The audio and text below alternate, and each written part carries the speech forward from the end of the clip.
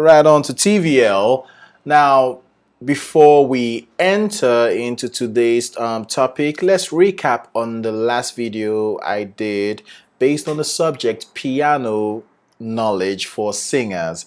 In the last one, we talked about octaves. All right. And in the description segment, I wrote, think about octaves like this. The higher you go, the lesser the bass sound. For instance, let's say all the F are the same. This F is the same with this F. But the thing is that the lower the F goes, the more bass that comes into the sound. All right, and that is why guys may be singing the low melody and ladies sing the higher octave. So guys leave down here where the bass is more on that same note, while ladies leave up here or maybe here. Okay, why is this so? You see, there's what we call the voice box here, and listen, ladies and guys, when guys and ladies are children, everybody sounded alike. When a boy talks, if you're not looking at who's talking, you think it's a girl talking, and vice versa. Hello, how you doing? They all sound like that. Why is this so? Because of the size of the larynx. It is short in kids. All right, and then when we begin to grow up, the guys and the girls reach puberty, the guys won't grow longer, and it causes the sound to be deeper. And the ladies one don't grow long that much, so that's why they're still able to maintain that high pitch. All right, it's in rare occasions you find ladies that have deep voice. That's what happens. That's what happened rather. Their larynx grew a bit long. Okay, that's just a special knowledge I just wanted to give to you on the side. Okay, so today we're going to talk about other keys. In the part 1, we talked about C, D, E, F, G, A, B, and there are other keys, okay? And these other keys, I'm sure you've heard about sharps and flats, okay? So just like we have C, we could have C sharp, all right? And just like we have like E, we could have E flats. So what are these? That's why I have a piano on the screen to show you with an image how it looks like and where it's located, okay? Now, as you can see, this is C. When you look at the black notes, now this is where we begin to consider the black notes, okay? So look at the black notes. The one right after this C is this, right? Now, all the black notes you see, they have 2 names. They are blessed, aren't they? While the white ones have only 1 name. So the white ones again is like C, D, E, F, G, A, and then B, and then C. But these black ones have 2 names. You could either call this C sharp or D flat. Why is this so? The reason is simple. When you are reading from down here up, you call it C sharp because you came from here up, okay? You're moving up. So it takes the name of the one just before it. It takes the name of this, and then it's a sharp because it moved in this direction. Sharp because it moved in this direction. And C because it took its name from the closest one to it.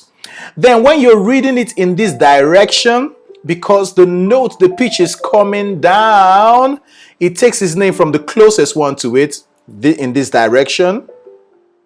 And then you call it D flat. Flat because it came from this direction. And D because this is the one closest to it now, which is the D. Okay? And then we have naturals. What are naturals? Naturals are the one we all know, like key C, give me key D, key E, key F. You either say C natural or just C. It's just like, you have -1 and +1, or +1 and -1. For instance, okay, I'm using that number as an instance. Now, when it's negative, you always have to put the negative sign before the number. But when it's positive, when the number is positive, you don't have to put the plus sign. You can just say 1 or 2 or 3, or say +1, +2, +3. So you can either put the positive sign before it, or you can just call it 1 or 2 or 3. The same with this, okay? When we had A, B, C, D, you can call it just A. You can call it just B. You can call it just C, or C natural, A natural, B natural. Okay, is that clear? Awesome. So how does the symbols look like? Let's have a look. I'm sure you can see my screen. All right, so now this is how it looks like. So this, I'm sure you're used to this. Everybody on social media would definitely know this symbol, but in music it's sharp. Okay, in social media it's a hash sign. All right, so it's a sharp sign. Okay, so when we say C sharp, you put the C in front of it, and then C sharp or B sharp, and so on and so forth. All right, but there's no B sharp, and I'll show you why. Then the next one is a flat symbol. Okay, so you can either write the word sharp or simple. Just put the symbol after the letter. And then the next one is the natural one, which I told you, you can either say the letter or the note or the key, just like that, like B, D, E, F, or you put the natural one. Okay, you put the natural symbol. Okay, so why sharp, why flat, why are they sharp and flat? Okay, when you consider moving to the very next note, you moved only half step. Let's look at another note. Let's consider this one, which is actually a G. Okay, so if you move to the very next one, which is this one, not this one, because if you move from this and start going, you get to this first, right? Before you get to this. Okay, so this would be half step, and then when you add another half, you get to this one. Do you get it now? So, well, you know your mathematics. If you know it very well, you know that half plus half is 1. So moving from this, let me minimize this so you can see the notes. Moving from G to A would be a whole step, but moving from G to, well, A flat, or remember it has two names because you're reading from here, it took its name from this one, A flat. Okay, moving from this to this, A flat or G sharp, is half step. Do you get it now? Okay, let's look at all of them. So let's start from C again. We have C, we have C sharp, or look, D flat. All right, and then we have D, and then we have D sharp or E flat, and then we have E, and then we have, look, there's no E sharp. Technically E sharp is F, but just call it F. Okay, there's nothing between them, no black between them. So after E, immediately you go to F.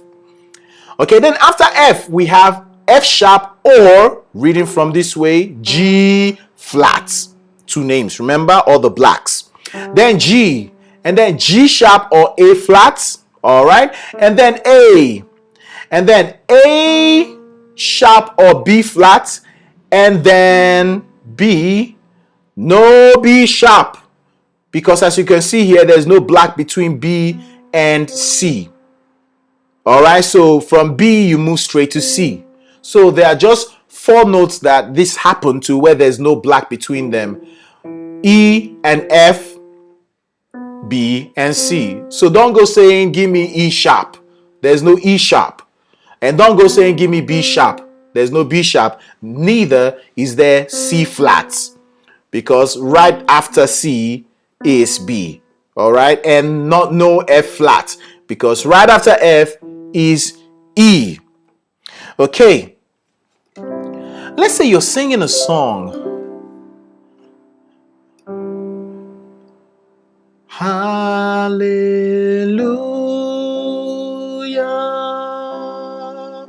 Okay?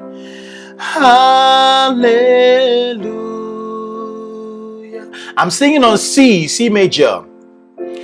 Hallelujah. Now, this is C major, okay? Never mind all the notes you see come turn blue, okay? Just know that I'm singing on C.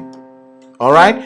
So, if this is too, let's say too high for me, or no, let me say it's a little too high for me. I just want to drop it down a little. I just go to the very next one. I say, okay, what key are you playing on? And the keyboardist or the pianist tells me, oh, you're singing on C. I'm playing C for you. Then you can say, okay, take it down. You know, when you read the alphabet down, before C, we have B, okay? So you go to B. Hallelujah. Okay, that's B. Hallelujah. Okay, if that's still slightly up, you just drop it half again. All right, great. So that's just the logic. But let's say you're singing on F. Hallelujah.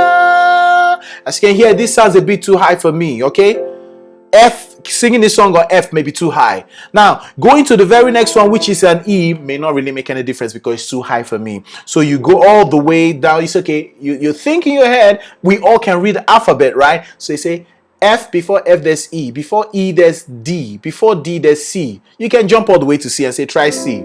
You see that? And you might just make an accurate guess, or that C will be around the key you actually want to sing. Then you can try C sharp. If it's too low, you want to take it up a bit. After C is C sharp. All right. And another thing, very importantly, don't say my key is C. I always sing on C. You may be correct, but to some extent. What it only means is that majority of the songs you sing, like say 85%, may be correctly C. But you'll be surprised that a few songs may C, the key of C may not be good for you. It may be too high or too low. Just a few songs. So when you say my key is D, my key is C, I most times sing on C. It's better to say most times I sing on C or most times I sing on D. We know that that's your key, all right? But that doesn't mean all songs are good for C, because some songs start on a higher extension of the same key, thereby making it maybe too high or too low. All right? So what it only means is that 85% of the songs you sing are on that key. You said, okay, my key is C. Okay? We're going to talk about something else in the next video. I hope this helped a lot. Push the subscribe button. Don't forget to do that. Share and give me thumbs up, okay? And I'll see you later.